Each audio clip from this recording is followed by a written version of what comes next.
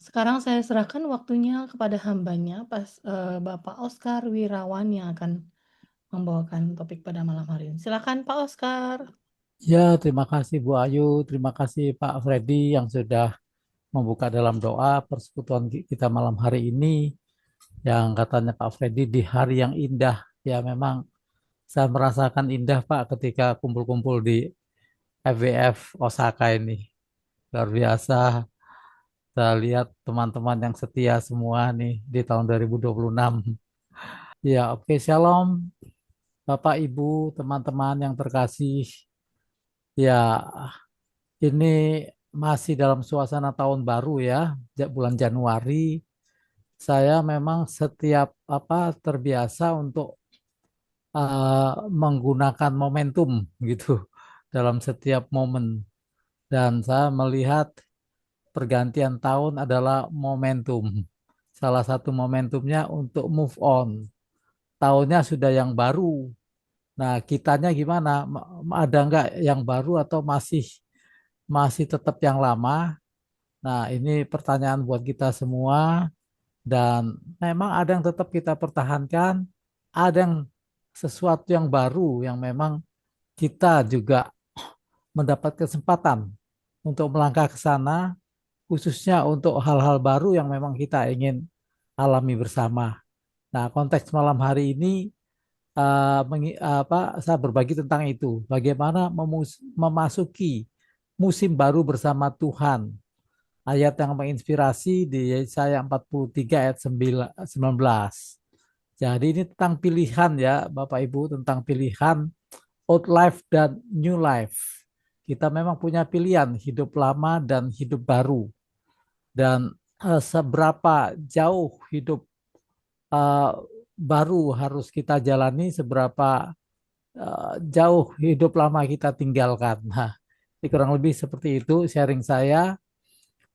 Karena faktanya eh, pada umumnya termasuk saya sendiri diperhadapkan dalam situasi-situasi seperti ini dalam perjalanan hidup. Ada yang maju, ada yang mundur, ada yang jalan tempat, ada yang maju mundur, ada yang keluar masuk, ada yang keluar masuk keluar lagi gitu. Nah, sebenarnya seperti apa sih dalam momen perjalanan pergantian tahun ini kita kalau punya pilihan mana yang kita pilih? Nah, ini dari perenungan saya di awal tahun ya saya tergerak ya untuk memilih kemajuan dan keluar meninggalkan yang ya artinya yang Tuhan tidak berkenan, masuk gak keluar-keluar lagi, masuk terus dalam perjalanan kita mengiring Tuhan ke fase-fase ke tahap-tahap yang ya Tuhan pimpin kita seperti itu. Nah, jadi move on di sini maksudnya seperti ini Bapak Ibu, bahwa kita punya pilihan untuk maju, terus maju. Kalau di ulangan 28 ayat 13 itu kita jadi kepala terus naik dan tidak pernah turun. Adakah seperti itu? Ya, kalau kita melihat rencana Tuhan dari kemuliaan menuju kemuliaan itu sesuatu yang bereskalasi, artinya terus meningkat. Ada sesuatu yang memang Tuhan taruh, termasuk pertumbuhan ya. Secara rohani Tuhan rindunya itu terus-menerus diperbaharui dan kualitasnya terus-menerus makin baik, baik, lebih baik, lebih baik, lebih baik. Nah, karena itu ada beberapa motivator yang juga mengatakan eh, pernyataan jadilah diri sendiri itu belum tentu konteksnya bagus ya. Jadilah diri sendiri kalau diri sendiri yang saat ini masih bermasalah ya itu tidak bagus. Karena itu pilihannya jadilah versi terbaik dirimu. Nah, seperti itu. Jadi setiap kita punya versi terbaik. Jadi bukan jadi diri sendiri apa adanya, tapi jadi diri sendiri yang terbaik atau versi terbaik. Nah, ini pilihan-pilihan ini yang mendasari untuk kita tahu bagaimana seharusnya move on atau beralih ya, seperti itu. Nah, 2025 kita sudah tinggalkan dan kita sudah masuk 2026 sekarang di hari ke-21 ya. Yang kita hadapi situasi sama atau situasi baru, bisa jadi situasinya sama, Tapi cara kerja kita seperti apa, nah itu menentukan. Kalau kita memang mengharapkan hasil, cara kerja yang sama, kesalahan yang sama, kebiasaan buruk yang sama, kegagalan yang sama, kekalahan yang sama, itu akan membawa keberhasilan yang sama atau situasi yang sama juga. Nah, tapi situasi baru atau situasi yang lama, kalau kita punya cara kerja baru, move on, kebiasaan baik yang baru, kesalahan yang tidak terulang lagi, kegagalan yang tidak terulang, kekalahan yang tidak terulang, keberhasilan yang baru. Nah, ini artinya kita berpeluang untuk mengalami hal-hal baru yang Tuhan sediakan. Tahunnya baru, orangnya yang sama, terutama yang eh, sama dalam arti hal-hal yang harus berubah tapi kita tidak berubah, atau tahun baru orang diperbarui. Kita orang orang terbuka untuk perubahan diri kita, khususnya ya menjadi lebih baik, tidak mengulangi kesalahan yang sama, dan tidak mengulangi kegagalan yang itu lagi, itu lagi, itu lagi. Sehingga kita tidak mengalami kekalahan yang sama dan keberhasilan yang dalam tanda kutip sebatas yang sudah pernah kita capai dalam kegagalan kesalahan kita dan kebiasaan yang buruk. Nah, jadi pilihannya hidup kita melanjutkan yang lama atau memulai memulai yang baru. Tentu ada yang kita lanjutkan seperti FBF Osaka ini kita lanjutkan. Tapi memang ada jebakan Batman Bapak Ibu ya. Kalau kita sekedar melanjutkan, kita lupa harusnya ada yang diperbarui, yang bisa diperbarui. Memang ini ajakan untuk move on. Ini kita bisa melanjutkan yang lama, tapi tidak dibiarkan apa adanya. Bisa jadi diimprove, improvement. Ada satu kalimat yang baik ya, menginspirasi baik dari Tiger Woods. Tiger Woods itu pegolf dunia yang juara dunia berkali-kali. Nah, kalau sekarang ya dia udah usianya mungkin udah usia pensiun ya. Ketika ditanya, kamu kenapa kok bisa juara terus? Juaranya itu terus menerus. Tiap turnamen dia juara, tiap turnamen juara. Nah, dia bilang, itu rahasianya sederhana sih. I improve, therefore I am. Saya terus melakukan perbaikan, jadi demikianlah saya. Nah, jadi demikianlah dia terus tetap menang, itu memang ada improvement. Kenapa? Karena pertandingan ke depan baru itu ada cara-cara baru, ada trik-trik baru, ada lawan-lawan baru, ada situasi baru, lapangan yang baru. Nah, jadi dia bisa tetap bertahan menang, itu ternyata tidak melanjutkan yang lama. Dia improve, atau melakukan perbaikan, sehingga dia bisa mengalami kemenangan terus-menerus. Dan kemenangan itu bukan yang sama, kemenangan yang baru dari tahun ke tahun. Nah, itu rahasia sang juara yang juga bisa menginspirasi kita bagaimana rancangan Tuhan buat kita untuk move on. Nah, ada yang tahu ini agak lain.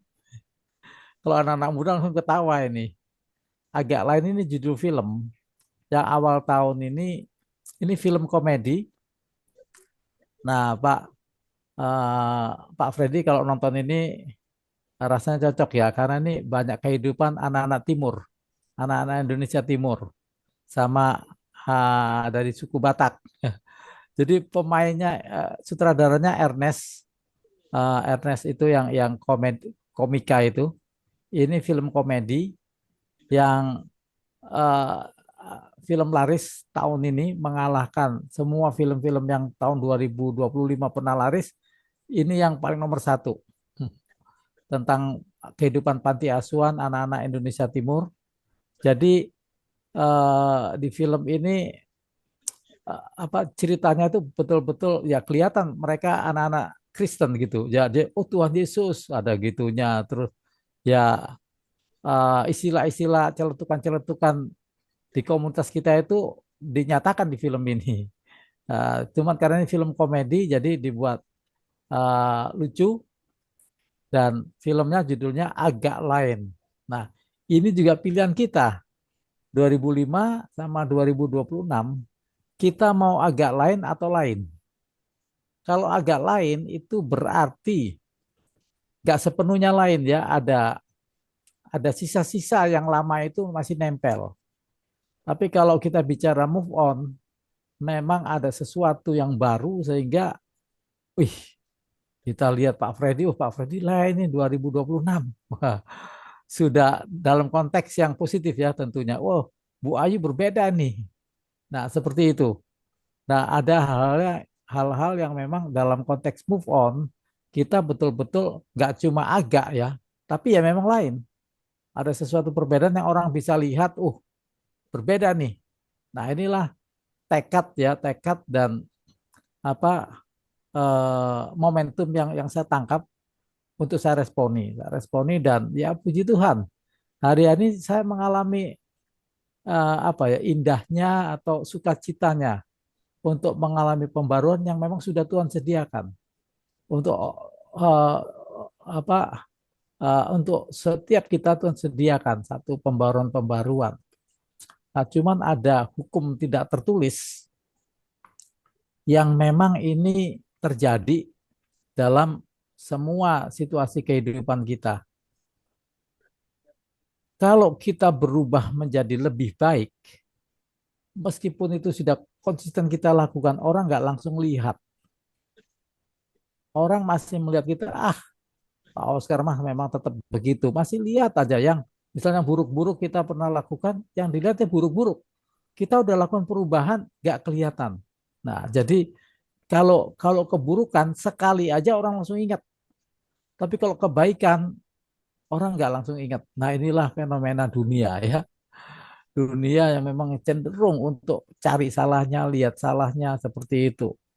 Nah, jadi kalau ada perubahan yang baik-baik, memang kita mesti sabar. Lakukan terus. Kadang-kadang orang belum bisa lihat sampai nanti oleh ya, oleh waktunya Tuhan, orang-orang bisa lihat perubahan-perubahan kita.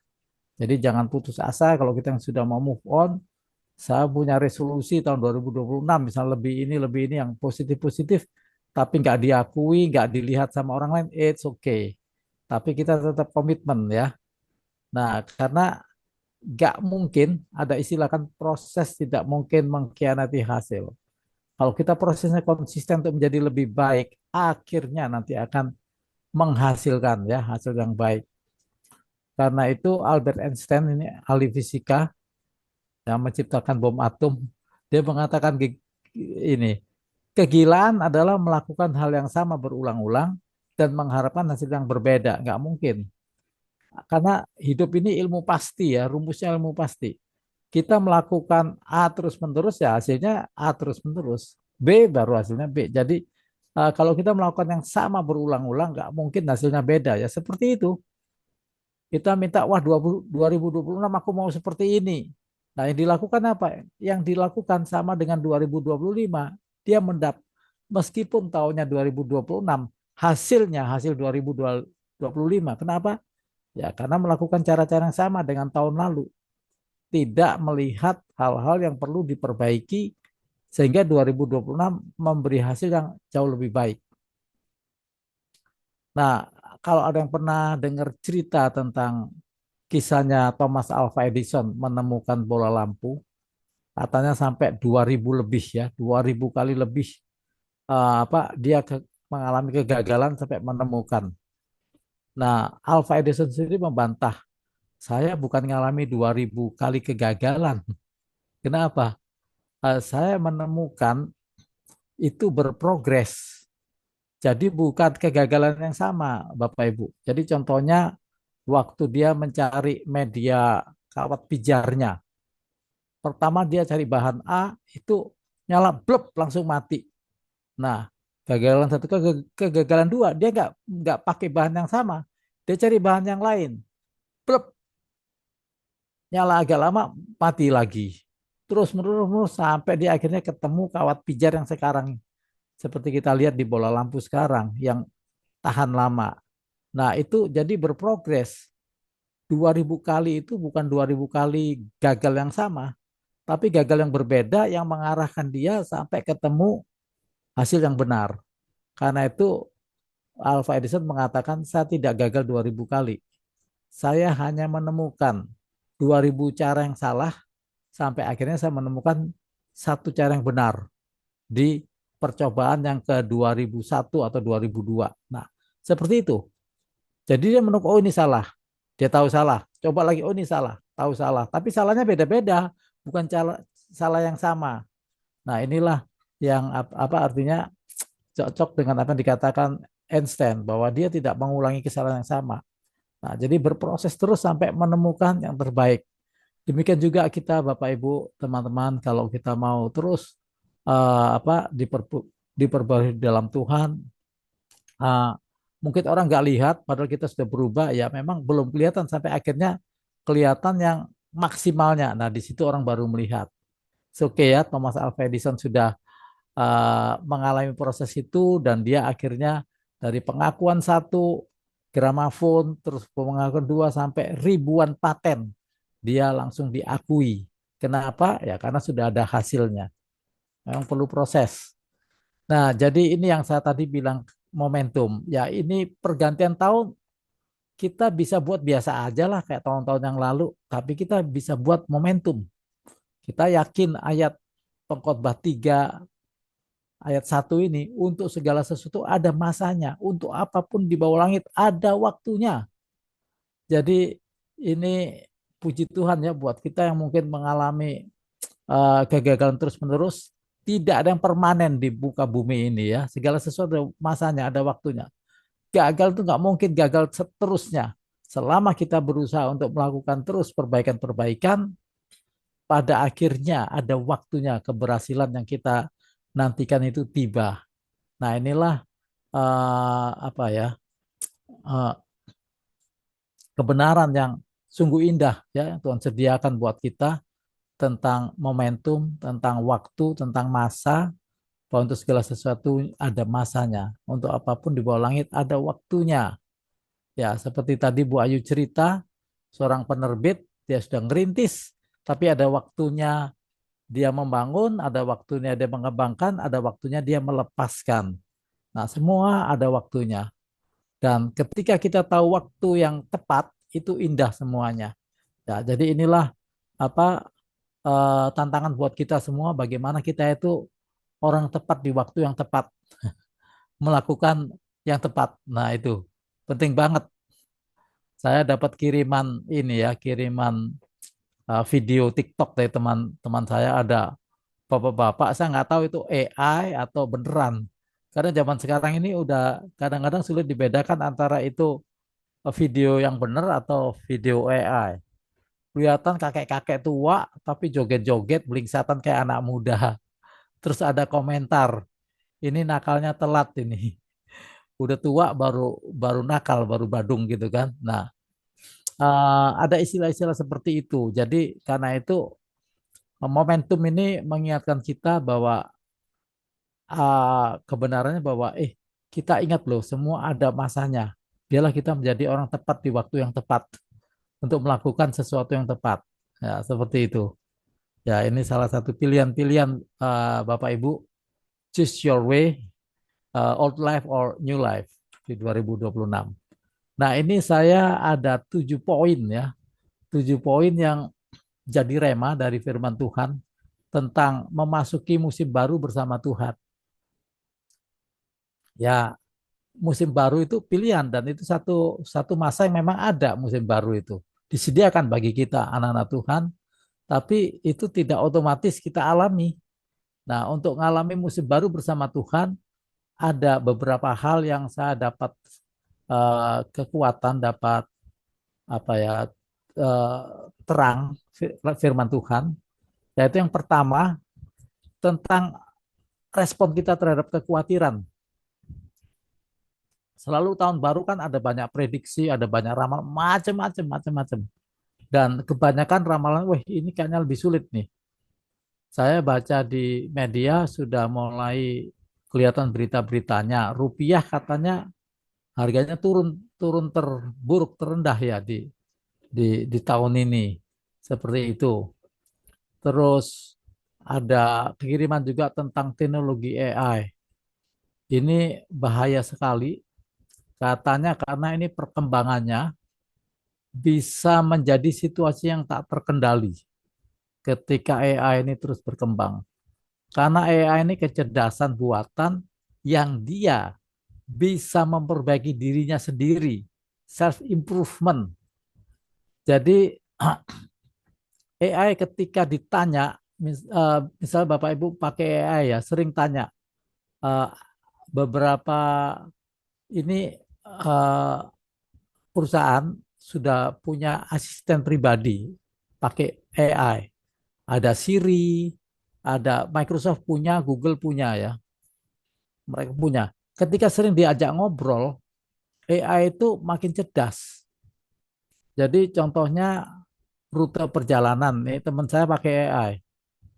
Dia terus ngajak ngobrol, AI hari ini saya mau ke kantor, ya rutenya lewat ini dia cerita. Oke itu direkam, data itu direkam sama AI. Terus ketika satu waktu ya ini keluar dari Kelapa Gading Jakarta Utara, dia belok ke arah Arta Gading, AI-nya ingatan, loh jalur kamu kan biasanya lurus langsung ke bypass Tanjung Priuk. Terus dijawab lagi, ini macet di depan, jadi saya lewat Arta Gading gitu. Nah, besok lagi dia lewat yang sama, AI-nya mengingatkan. Sebelumnya nggak ada ingatan itu, tapi setelah dimasukkan data oleh ini apa teman saya ke AI-nya, asisten pribadinya itu, pas sampai di titik yang sama, AI itu bunyi. Kalau kamu macet, kamu belok ke kiri Arta Gading. Nah, itu kecerdasannya. Nah, bayangkan nanti kecerdasannya banyak orang, profesor-profesor banyak menggunakan AI, sharing di AI, itu otaknya profesor seluruh dunia ada di situ. Dan gak mungkin satu profesor menandingi AI yang bisa menggunakan seluruh otaknya profesor seluruh dunia. Misalnya di bidang A, teknik ya, di bidang teknik itu makin dimasukin data ke situ dia makin hebat, makin hebat. Dan salah satunya ini yang dikhawatirkan dan sudah terjadi nih, AI ini bisa memantau kita dari handphone kita, dari WA semua bisa data, bisa bahkan data keuangan World Bank bisa ada kemungkinan. Jadi makanya ini mengerikan.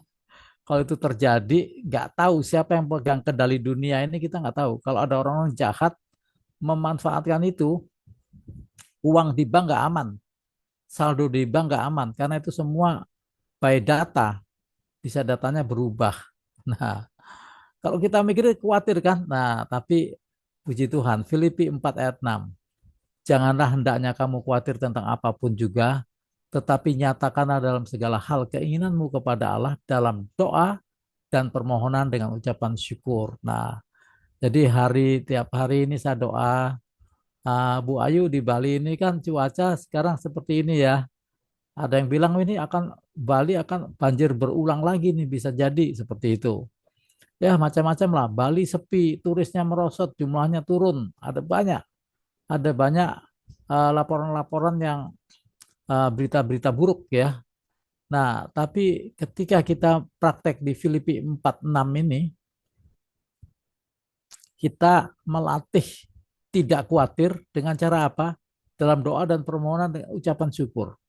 Saya praktek ini Bapak Ibu, ketika doa, saya praktekkan mengucap syukur yang nyata-nyata Tuhan sudah limpahkan ke kita. Contohnya, Tuhan terima kasih hari ini saya masih sehat. Tuhan terima kasih uh, saya masih punya kesempatan bekerja. Terima kasih buat pekerjaan-pekerjaan yang Tuhan berikan, klien-klien. Saya semakin bersyukur, ternyata Bapak Ibu, ketika kita bersyukur itu kita sedang menghitung kebaikan-kebaikan Tuhan yang dilakukan untuk kita. Ternyata Bapak Ibu, makin kelihatan jelas luar biasa anugerah Tuhan. Sehingga tidak ada yang kita khawatirkan. Kalau tahun lalu juga kekhawatiran yang sama, ternyata banyak kekhawatiran yang tidak terjadi. Ternyata Tuhan merancang yang terbaik buat kita. Roma 8:28.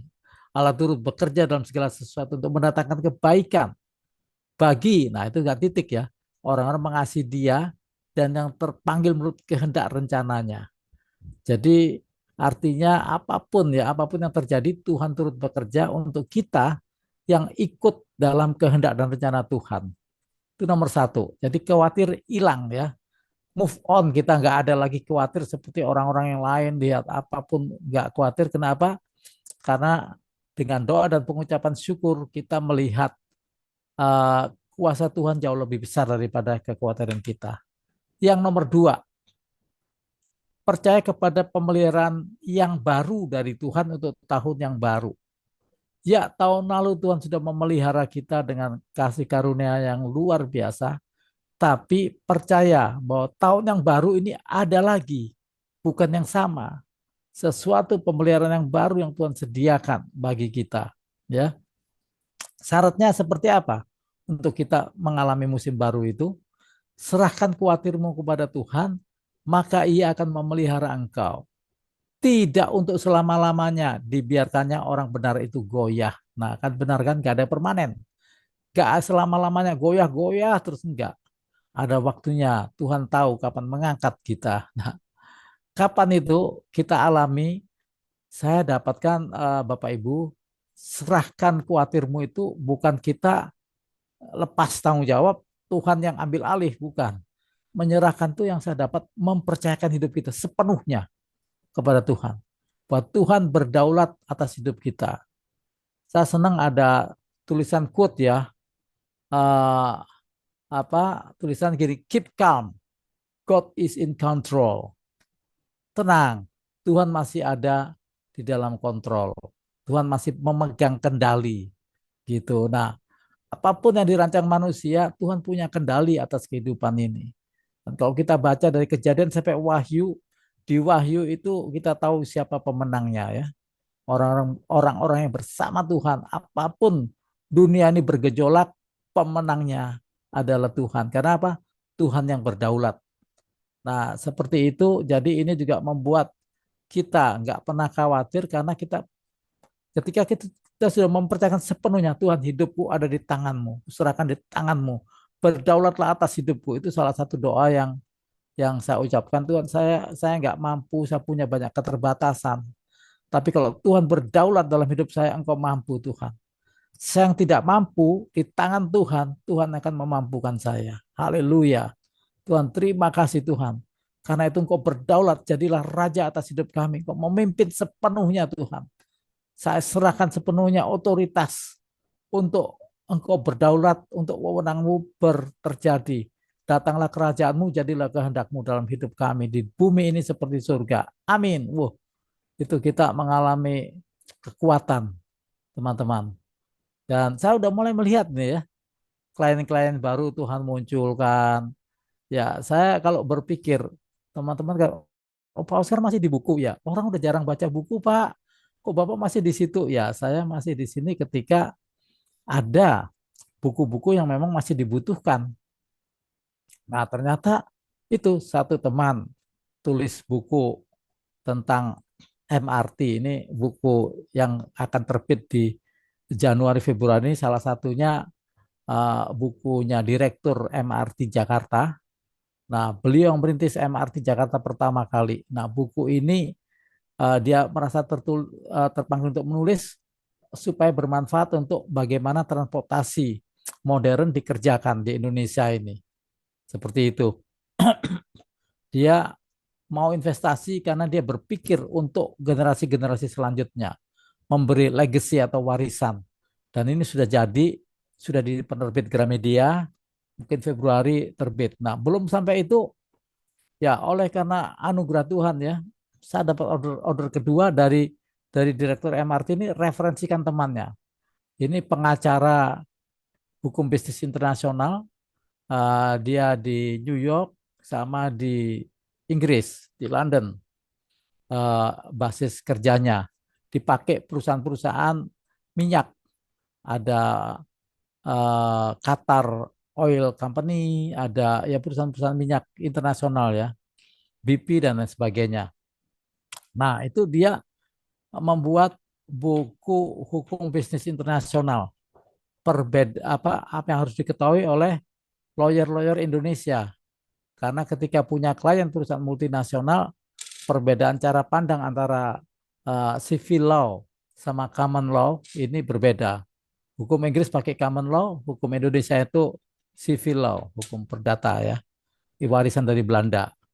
Nah, jadi itu itu belum selesai buku ketiga dari pendirinya Dapur Solo. Ya ada banyak cara ketika kita terus percayakan hidup kepada Tuhan, Tuhan yang punya cara. Jadi saya nggak pernah cari klien Bapak Ibu untuk mengerjakan buku dan sebagainya. Tuhan tambah-tambahkan dan ternyata inilah track Tuhan yang memang disediakan untuk saya lewat talenta yang sudah Tuhan beri. Jadi saya semakin yakin Tuhan punya rencana buat kita masing-masing sesuai talenta, sesuai karunia yang sudah Tuhan anugerahkan. Ya, oke, yang nomor 3. Nah, ini ayat kuncinya yang saya menginspirasi pertama kali dari Yesaya 43. Jadi saya ini nabi yang luar biasa buat saya karena nubuatan-nubuatan penting itu tidak luput dari nubuatannya Yesaya. Yesaya tulis itu ya tentang Mesias, tentang penebusan, tentang keselamatan. Wah, semua ada di kitab Yesaya sampai menggambarkan Yesus sebagai yang penebus itu luar biasa sekali, lengkap. Dan ini salah satu nubuatan Yesaya tentang move on ke sesuatu musim yang baru. Firman-Nya di Yesaya 43 mulai ayat 18, janganlah ingat-ingat hal-hal yang dahulu dan janganlah perhatikan hal-hal yang dari zaman purbakala. Lihat, nah ada kata dua jangan ingat hal-hal yang dahulu. Ya kita memang punya masa lalu semua, tapi nggak semua masa lalu untuk diingat-ingat terus ya, karena itu sudah berlalu. Terus janganlah perhatikan, itu bisa dikatakan fokus. Perhatikan itu fokus. Jangan fokus kepada hal zaman purbakala. Jangan fokus kepada masa lalu. Jangan ingat-ingat terus masa lalu sehingga kita nggak gerak-gerak hidupnya. Jangan fokus ke masa lalu. Nah, seperti itu. Lihat artinya apa? Ini sesuatu kalimat perintah untuk kita mulai melihat apa sesuatu yang baru yang sekarang sudah tumbuh. Belumkah kamu mengetahuinya? Nah, sesuatu yang baru yang Tuhan sediakan di tahun 2026, kita nggak akan lihat kalau kita masih banyak pikiran kita ingat-ingat hal-hal yang dahulu. Fokus kita masih yang kemarin-kemarin.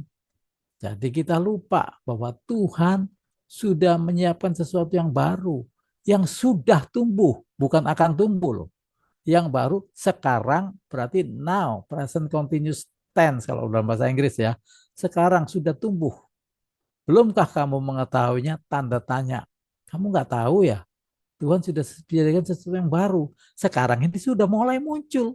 Nggak lihat kamu. Nah, karena aku hendak membuat jalan di padang gurun. Ini bicara tentang mujizat yang baru. Tuhan sediakan. Sesuatu yang nggak masuk akal. Cara-cara Tuhan yang untuk menunjukkan bahwa itu karya Tuhan memang sesuatu yang nggak masuk akal buat manusia.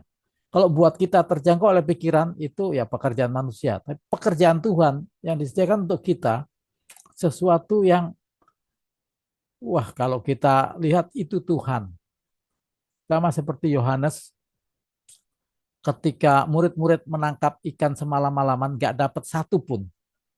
Semalam-malaman kerja keras satu ikan pun nggak dapat.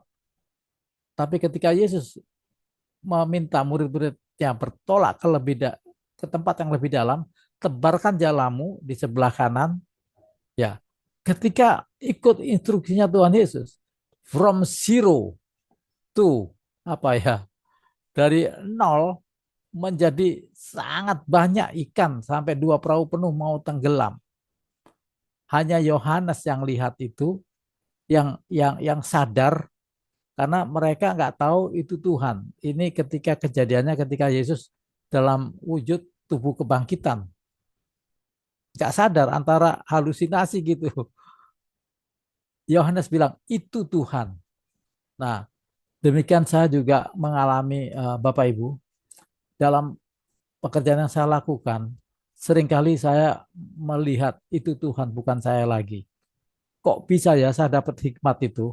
Kalau nggak dari Tuhan, nggak mungkin. Semuanya itu dari Tuhan. Satu persatu, dapat kepercayaan. Itu semua Tuhan. Nah, kita akan melihat pekerjaan Tuhan di tengah-tengah hidup kita. Ketika apa?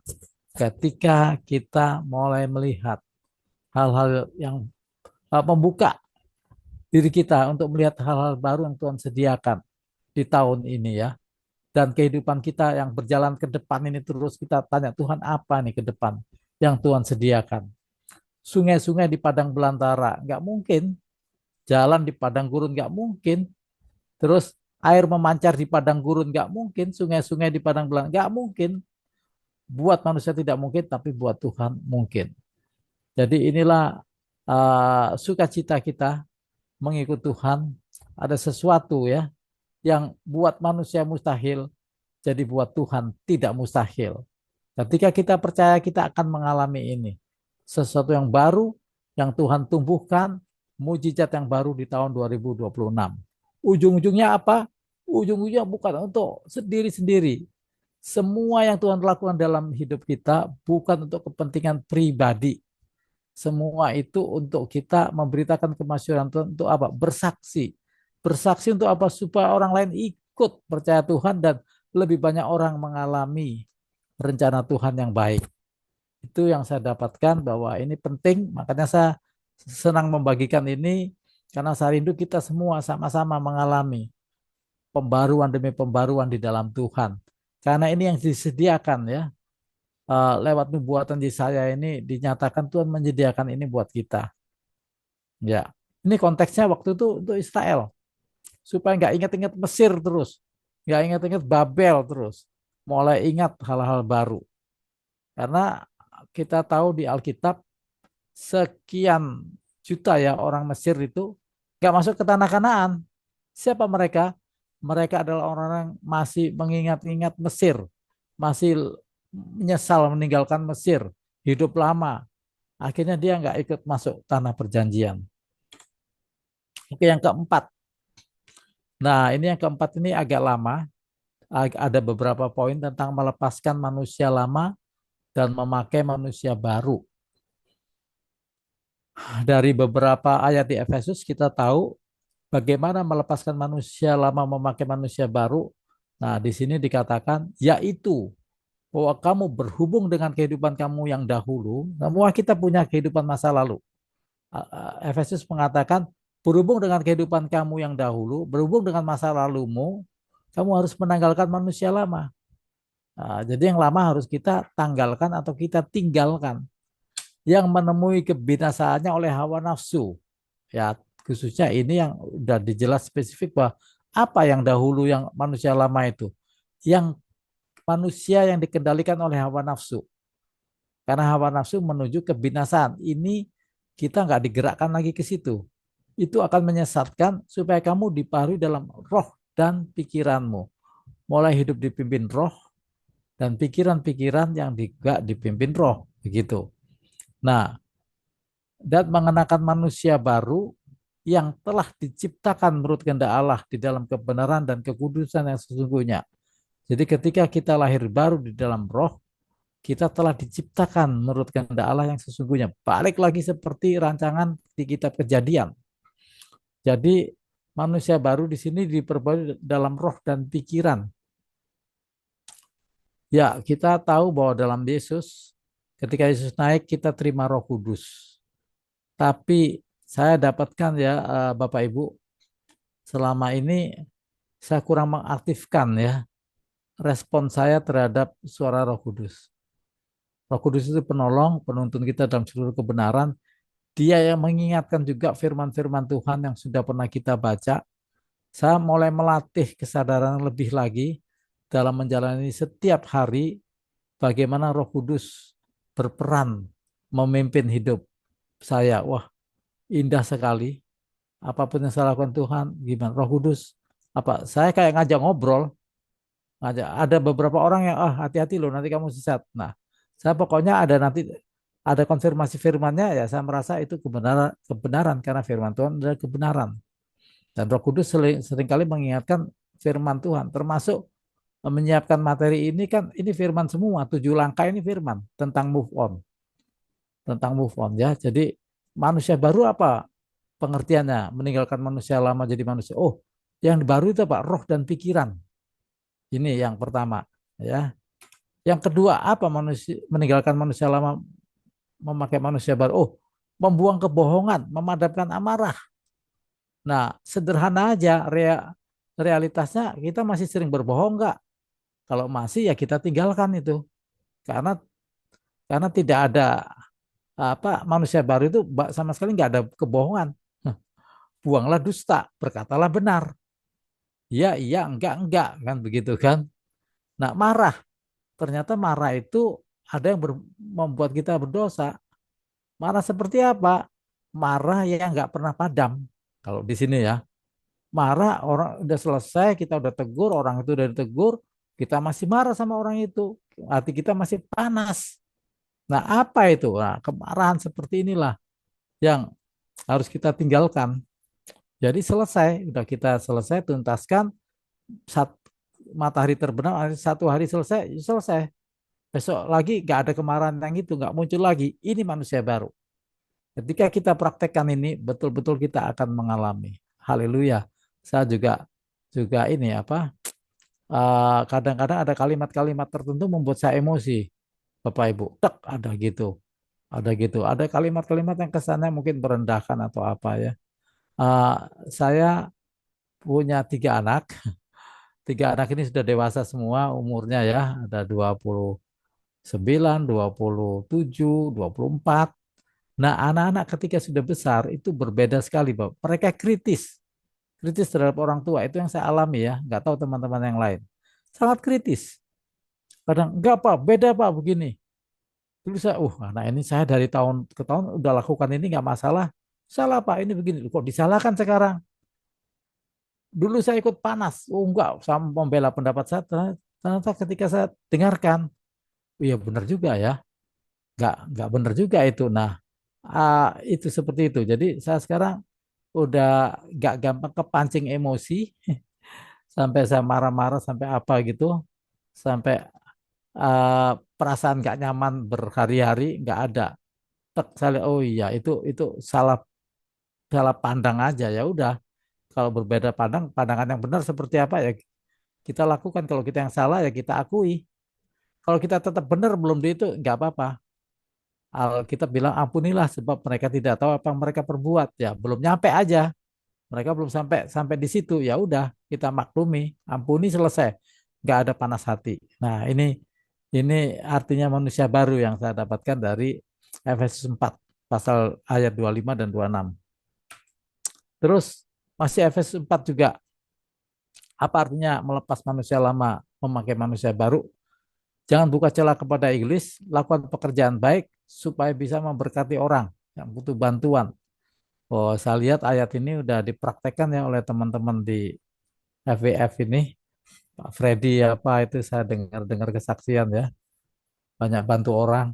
Nah, janganlah beri kesempatan kepada iblis, janganlah mencuri lagi. Yang mencuri jangan mencuri lagi. Ya, curi ini banyak ya, ada curi waktu, ya curi banyak lah, artinya tidak jujur keuntungan. Tetapi baiknya bekerja keras melakukan pekerjaan yang baik. Yang saya garis bawahi, melakukan pekerjaan baik.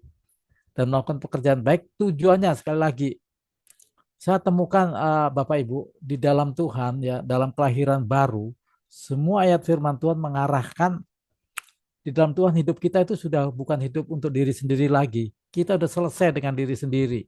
Selebihnya hidup kita untuk melayani orang lain lewat apa yang Tuhan percayakan kepada kita. Jadi kita bekerja pun bukan untuk diri sendiri. Ada sesuatu kalau kita diberkati sudah langsung ada pos-posnya. Oh iya, Tuhan ingatkan ini untuk bantu ini untuk ini, untuk ini. Ada untuk orang yang lain. Nah, jadi inilah dan kalau kita terapkan ini ada sukacita yang luar biasa Bapak Ibu. Saya sampai diingatkan hal-hal yang kecil ya. Sekarang saya juga nggak buang plastik-plastik gitu. Saya kan di kendaraan ya dalam bisnis travel ini selalu beli minuman dalam kemasan. Saya kumpulkan itu. Saya kumpulkan ada di Renon ternyata ya itu nanti uangnya bisa buat ya, beli alat-alat di gereja ya tempat saya berkomunitas sekarang. Nah artinya banyak hal kita bisa lakukan. Saya ajak teman-teman buat program daur untuk menabur. Jangan buang plastik sembarangan, kumpulkan nanti kita salurkan ke bank sampah ya. Itu bisa jadi duit dan duitnya bisa dipakai untuk hal-hal yang diperlukan. Seperti itu. Ada banyak hal kita bisa berbagi bahkan dari barang bekas pun kita bisa berbagi. Ya, kita lakukan. Inilah praktek-praktek manusia baru melakukan pekerjaan baik. Oke, masih keempat. Ini yang 4D tadi, 4A, 4B, 4C, ini 4D. Jangan berkata kotor, kasar, pakai perkataan yang baik dan membangun dan mendatangkan kasih karunia, jangan mendugakan Roh Kudus. Nah, ini pria-pria ya, saya juga pria, kebanyakan ini lemahnya kadang-kadang di sini. Kita cenderung spontannya itu kata-kata kita ya spontan lah. Di jalan apalagi begitu ya. Terus dengan pasangan, kalau kita udah usia pernikahan udah puluhan tahun, kadang-kadang kurang ramah dalam tanda kutip ya. Ada apa dikit ya bisa menyinggung. Nah, saya bertobat dalam hal ini. Kata kotor itu bukan bukan hanya betul-betul perkataan umpatan atau kotor, artinya kata yang menyakitkan itu saya juga masukkan dalam kategori ini, kasar, kotor atau kasar ya. Kita pilih kalimat, pilih apa ya, kalau mau menegur pun memilih situasinya, waktunya, kita pilih. Nah, ini sungguh ini move on yang Tuhan kehendaki untuk kita alami sebagai manusia baru. Jadi jangan ada perkataan kotor, pakailah perkataan yang baik untuk membangun. Karena saya lihat sekarang ini netizen ya, netizen tuh membunuh banyak orang kalimat-kalimatnya. Ini sekarang yang lagi rame mensrea ya. Mensrea artinya apa, Bu Ayu? Istilah hukum?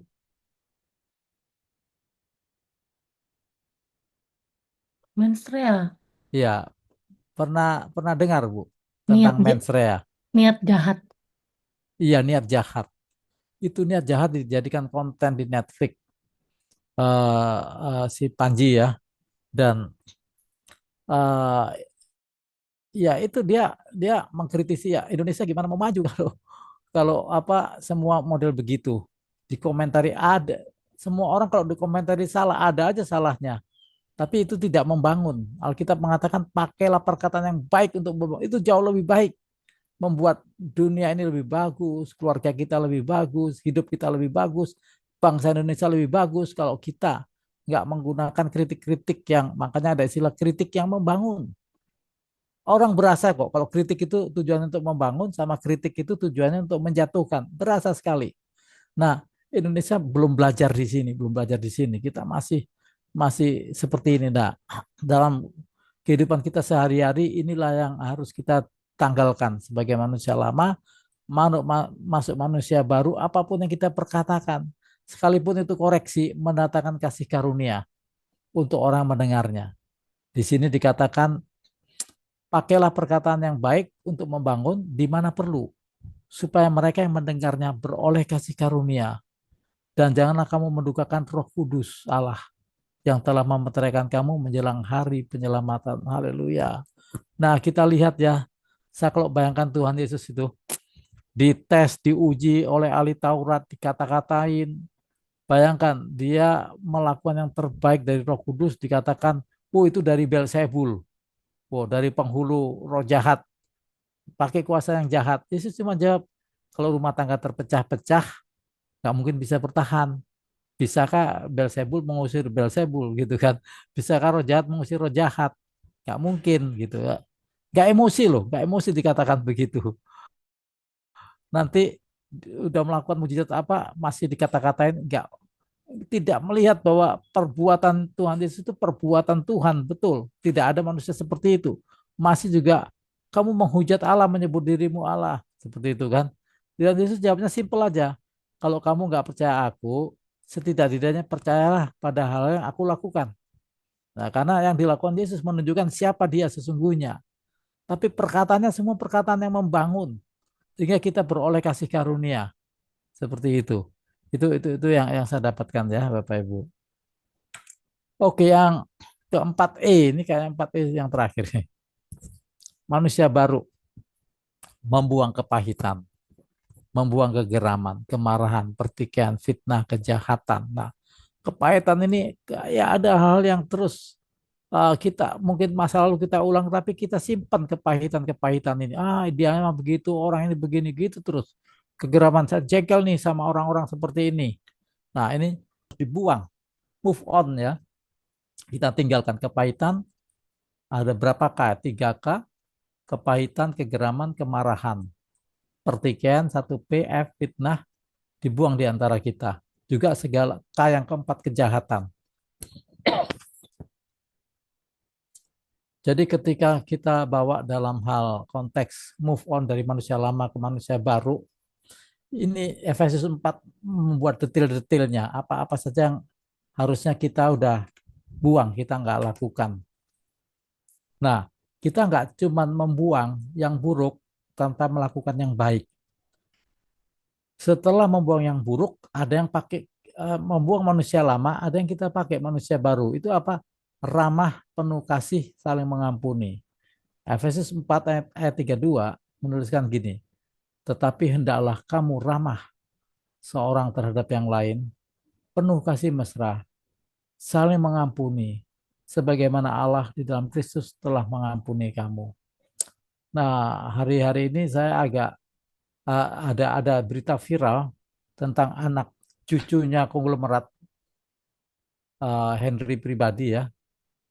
Ya, saya sebut aja karena ini udah di media umum. Cucunya meninggal dunia main ski di Jepang. Tapi yang saya kaget ya dan wah kagum anak ini cerita-cerita positif tentang dia luar biasa sekali.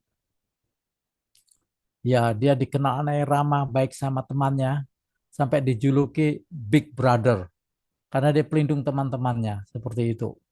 Nah, jadi ini ketika kita mengenakan manusia baru, biarlah ini menjadi identitas baru buat kita semua. Saya juga apa, eh, benar-benar mencoba melakukan ini semua ya. Jadi orang, oh ini siapa? Oh iya dia ramah ya. Kalau dulu eh, ramah sama marah ini kan eh, permainan katanya gampang dibolak-balik ya antara ramah dan karena sama ini. Kalau Scrabble itu sama hurufnya ini, tinggal dibolak-balik aja ramah sama marah. Nah, biarlah dengan kita mau bertekad mengenakan manusia baru, image seorang terhadap kita udah beda. Oh si ini orangnya udah ramah. Wah dia penuh kasih. Wah dia orangnya pemaaf, mengampuni. Nah ini ciri-ciri manusia baru yang firman Tuhan ajak untuk kita move on. Ya, yang kelima, memandang ke depan, tidak melihat ke belakang. Nah, tetapi Yesus berkata, setiap orang siap untuk membajak tetapi menoleh ke belakang, tidak layak untuk kerajaan Allah. Nah, ini maksudnya apa? Ada banyak pernyataan ya, kisah-kisah perumpamaan termasuk anak muda yang mau ikut Yesus minta izin menguburkan orang tuanya dulu yang meninggal. Nah, sesungguhnya kita lihat tadi lihat loh ini kan benar ya. Anak mau ikut tetap ikut tapi kan mesti memakamkan dulu orang tuanya gitu. Nah, tapi ketika saya renungkan tentang prioritas, tentang momentum, ada kadang-kadang ada momentum yang kita hilang kesempatannya ketika kita tinggal sedetik aja udah hilang. Nah, waktu itu Yesus sedang mengajak. Rasanya ada momentum yang Tuhan ingin ajarkan ke murid-muridnya. Dia izin dulu. Seperti itu. Dan sebenarnya itu alasan. Ya, alasan dan Yesus kalau menegur itu tahu isi hatinya. Isi hatinya dia sebenarnya menolak. Ah, kamu nggak penting, lebih penting ini dulu lah. Ntar dulu saya kerjain ini baru lihat lagi gimana sih Yesus melakukannya. Nah, Yesus tahu isi hatinya. Ini soal hati aja. Hati yang sesungguhnya meremehkan, menolak, yang tidak memprioritaskan, tidak tahu skala prioritas. Itu. Nah, karena itu ya saya semakin mengerti begini Bapak Ibu. Semua orang ya dalam usia produktif itu bekerja, ada yang berbisnis. Nah, kita di dalam Tuhan, ini kita diajak bekerja sama. Tuhan ini pencipta langit dan segala-galanya. Kalau presiden aja ngajak kita, langsung kita respon, siap. Ini presiden di atas presiden kita kok responnya biasa-biasa saja. Dijadikan rekan sekerja itu kehormatan luar biasa. Melayani Tuhan, ada orang masih tawar-menawar, dia nggak tahu. Ini tawaran ini luar biasa dari tempat yang maha tinggi. tapi diremehkan. Nah, jadi kalau siap membajak, namanya siap, itu udah nggak nengok lagi ke belakang. Dia udah tahu saya siap ikut Tuhan Yesus, apapun harganya. Nah, syarat, syarat untuk move on, ya kita itu uh, tidak menoleh ke belakang. Nah, Rasul Paulus lebih lebih jelas lagi menggambarkan ini di Filipi 3 ayat 13 dan 14. Rasul Paulus menuliskan, aku melupakan apa yang telah di belakangku. Ini kalau kita baca ya, kisahnya Rasul Paulus, kesaksiannya Rasul Paulus, dia melupakan kebanggaan-kebanggaannya dari suku Yahudi, dari suku Benyamin, orang Yahudi, suku Benyamin, orang Ibrani asli, dididik dalam mazhab paling keras, mazhabnya Gamaliel. Itu dulu buat dia itu keagungan, kehebatan. Tapi ketika dia benar-benar ketemu Kristus, wah, dia merasa Kristus segala-galanya, dia melupakan apa yang di belakangnya, mengarahkan diri kepada yang di hadapanku. Bukan cuma mengarahkan diri loh, berlari-lari kepada tujuan untuk memperoleh hadiah. Nah, kita pikir hadiah ini apa ya? Berkat? Enggak. Hadiah ini panggilan surgawi dari Allah dalam Kristus Yesus. Karena itu Paulus juga mengatakan, supaya mata hatimu terang, supaya kamu mengerti rahasia apakah yang terkandung di dalam panggilannya. Betapa kayanya kemuliaan yang dijanjikan bagi orang-orang kudus. Bapak Ibu, ini luar biasa. Ketika kita meresponi panggilan Tuhan, itulah panggilan yang termulia tertinggi di atas tawaran-tawaran apapun. Termasuk kalau kita punya kualitas jadi menteri, di telepon ditawarin menteri kabinet gitu oleh presiden, itu kalah dengan panggilan surgawi. Nah, kalau kita sudah melihat itu, kita akan mengalami musim baru bersama Tuhan. Jadi panggilan itu bukan keterpaksaan, tapi satu kehormatan yang apa artinya tidak sembarang orang dipilih, tapi kita menjadi pilihan, itu satu kehormatan. Karena itu tidak untuk disia-siakan, bahkan ini untuk dikejar. Masa lalu semua kita anggap membanggakan, kita tinggalkan. Satu yang kita inginkan, yaitu mencapai tujuan panggilan surgawi dari Allah dalam Kristus Yesus. Ini yang kelima. Yang keenam, melanjutkan perjalanan pertumbuhan rohani. Jadi kalau dari Injil 1 Yohanes 2 ini, ada Kristen anak-anak, Kristen orang muda, dan Kristen bapak-bapak. Anak-anak ini yang warna hijau. Nah, supaya kita lihat, karena ini loncat-loncat ya, supaya kita lihat eh, pembagiannya, yang warna hijau ini anak. Cirinya anak itu apa? Dosamu telah diampuni. Kristen anak-anak itu tahu tentang dosanya sudah diampuni. Dia tahu tentang Yesus Juru Selamat, keselamatan. Terus yang kedua, anak-anak ketika meningkat masih tetap di anak-anak, tapi dia mengenal Bapa. Dia anak Bapa, dia mengenal Bapanya. Seperti kisah anak yang hilang pulang kepada Bapanya. Kisah anak yang hilang itu sebenarnya dua anak yang hilang. Satu hilang di luar rumah, satu hilang di dalam rumah. Jadi ketika anak yang keluar rumah menghamburkan harta orang tuanya pulang, dikatakan inilah, ayo kita sambut karena dia dulu mati sekarang sudah hidup. Nah, dia sudah mengenal bapaknya, anak ini. Anak bapak yang mengenal bapaknya. Tapi anak sulung nggak mengenal, protes dia kan. Dia terhilang. Kok bapak nggak pernah pestain aku, kok nggak pernah macam-macam. Dia lupa. Loh, kamu kan anakku, kamu di sini. Mau pesta apa? Silahkan. Yang aku punya, kamu boleh punya. Dia nggak tahu itu. Nah, inilah anak yang nggak mengenal bapak. Tapi dalam perjalanan rohani, anak-anak rohani, pertama dia tahu dosanya sudah diampuni. Yang kedua, setelah anugerah keselamatan, dia tahu identitasnya dia sebagai anak Bapa. Tapi masih kategori anak-anak. Kapankah kerohanian bertumbuh dianggap orang muda? Satu, orang muda di sini telah mengalahkan yang jahat. Jadi kalau kita sanggup mengalahkan yang jahat di dalam diri kita, godaan-godaan semua, yang menjauhkan kita dari Tuhan, kita bisa menang, itu kita level orang-orang muda. Bagaimana orang-orang muda ini bisa menang? Nah, di ayat terakhir dijelaskan ya, ayat 14. Hai orang-orang muda, karena kamu kuat dan firman Allah diam di dalam kamu. Jadi kita nggak bisa menang kalau nggak firman Allah yang kuat ada di dalam kita. Itu Pak Freddy kan logonya kan selengkap senjata Allah. Firman Allah itu pedang roh. Nah, jadi kita kuat karena firman Allah di dalam kita. Sehingga kita bisa mengalahkan yang jahat. Dengan apa? Bukan dengan kekuatan kita sendiri. Dengan firman Allah, dengan kebenaran. Firman kebenaran. Nah, inilah kita masuk fase dalam Kristen orang muda. Move on lagi sampai pada akhirnya tingkat kerohanian kita masuk di level bapak-bapak. Ini level bapak itu sudah mengenal Bapa dari mulanya, sudah mengenal Allah dari mulanya. Ini dua kali dikatakan yang sama. Definisi Kristen bapak-bapak itu Kristen yang mengenal Bapa dari mulanya.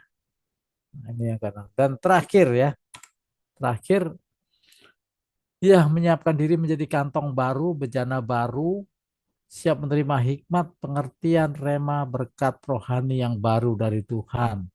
Ya, saya dapatkan tentang kantong kirbat yang baru dan anggur yang baru ini. Saya gambarkan Tuhan itu punya hikmat, punya pengertian, punya rema, berkat rohani yang kita sediakan. Tapi kita nggak bisa terima kalau kita nggak siapkan wadahnya atau tempat untuk menerima berkat rohani itu. Apa wadahnya yang bisa menerima berkat rohani? Yaitu kantong yang baru. Ya, itu tadi manusia baru, kantongnya baru, baru bisa kerajaan Allah bermanifestasi. Kasih kebenaran kuasa Allah bekerja maksimal. Kalau kita menjadi bejana yang kosong, siap dipenuhi oleh Kristus. Seluruh hidup kita bukan tentang diri kita lagi, tapi tentang Kristus yang hidup di dalam kita. Disinilah kita akan mengalami ya satu ya anggur yang baru yang disediakan buat kita anak-anak Tuhan. Anggur menceritakan tentang sukacita. Anggur juga menceritakan tentang berkat, tentang urap, oh, bukan ya, tentang uh, urapan aja ya yang saya tangkap ya tentang itu.